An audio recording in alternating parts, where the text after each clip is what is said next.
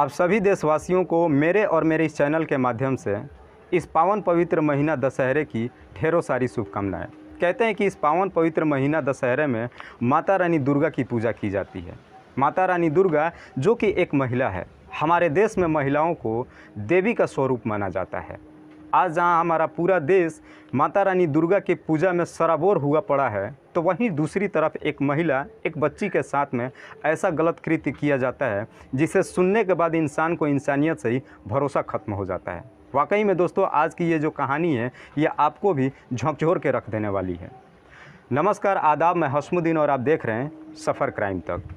आज की जो सच्ची घटना मैं आपको सुनाने वाला हूं, दरअसल ये घटना है झारखंड प्रदेश के गढ़वा में चिनिया थाना क्षेत्र का एक गांव पड़ता है सरई दोहार।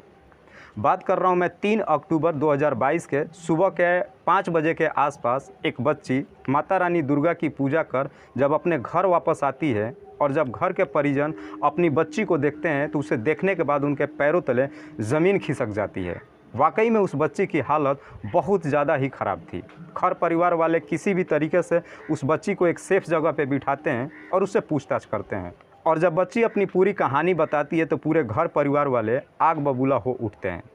घर के परिजन तुरंत उस बच्ची का हाथ पकड़ करके और अपने एरिया के चिनिया थाना में लेकर के पहुँच जाते हैं। चिनिया थाना के थाना प्रभारी वीरेंद्र हंसा के सामने जा कर के एक रिपोर्ट दर्ज कराते हैं। वीरेंद्र हंसदा जब इसकी पूरी कहानी पूछते हैं उस बच्ची से और जब अपनी पूरी कहानी बताती है तो वाकई में पुलिस वाले भी शॉक्ड हो जाते हैं। वो बच्ची बताती है कि 2 अक्टूबर 2022 को शाम के 7 से 8 बजे के करीब सरई दोहार में ही पूजा स्थान पे माँ दुर्गा की पूजा करने के लिए जाती है। उसकी कुछ दिल की तमन्ना होती है माँ दुर्गा से, वो मांगने के लिए जाती है। सरई दोहार में पूजा स्थान पे जा कर के माँ दुर्गा से अपनी जो भी मन्नतें होती है मांगती है, पूजा अर्चना करती है, और उसके बाद से उसी स्थान पे एक प्रोग्राम चल रहा होता है। बच्ची उस प्रोग्राम को देखने के लिए बैठ जाती है, जहाँ पे काफ़ी तादाद में पहले से ही लोग बैठ करके और उस प्रोग्राम का आनंद ले रहे थे। बच्ची भी उस प्रोग्राम का आनंद ले ही रही थी कि अचानक प्रोग्राम रात्रि के लगभग 12 बजे ख़त्म हो जाता है। प्रोग्राम ख़त्म होने के बाद तमाम लोग अपने अपने घरों के लिए निकल जाते हैं। बच्ची भी अपने घर के लिए निकलना तो चाहती है, लेकिन उससे पहले एक बार फिर से वो माता रानी की पूजा करना चाहती है।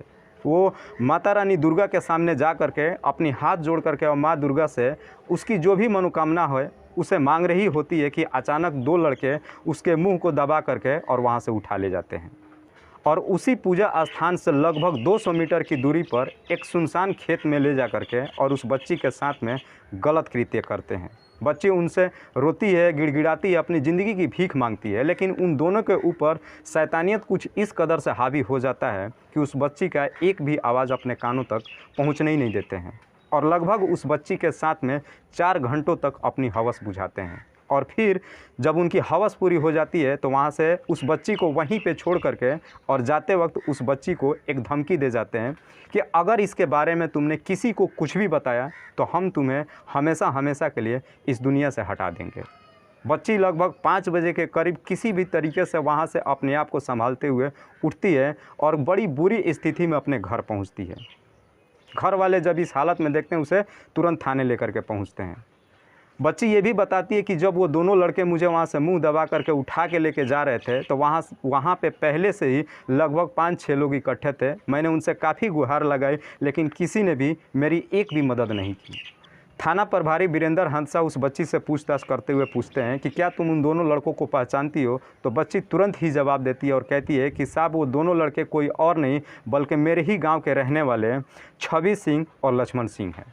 पुलिस उस बच्ची के तहरीर पे मुकदमा नोट कर लेती है और तुरंत उस गांव से आ कर के इन दोनों लड़कों को अपने हिरासत में लेती है, छवि सिंह और लक्ष्मण सिंह को। फिलहाल पुलिस ने उस बच्ची के तहरीर पे ही इन दोनों लड़कों के खिलाफ पॉक्सो एक्ट के माध्यम से मुकदमा दर्ज करके और जेल भेज दिया है।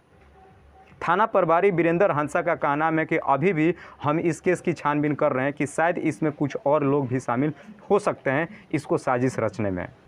वाकई में दोस्तों, आज की जो कहानी है ये कहीं ना कहीं इंसानों को समझने पर मजबूर कर देती है कि हम अपने आस पड़ोस के लोगों की चेहरे को पहचाने तो कैसे पहचाने, जब ये लोग एक पवित्र स्थान पे जा कर के भी और अपने दिमाग में शैतानियत भर लेते हैं। तो ज़रा सोच के देखिए कि ऐसे वैसी जगहों पे इनका दिमाग कैसे काम करता है। दोस्तों, इस कहानी को सुनाने का उद्देश्य मुझे किसी को परेशान नहीं करना है, किसी को तकलीफ़ नहीं पहुंचाना है। बस आपको बताना है आप जहां भी रहें सुरक्षित रहें और अपनों का ख्याल रखें। तब तक के लिए जय हिंद, जय भारत।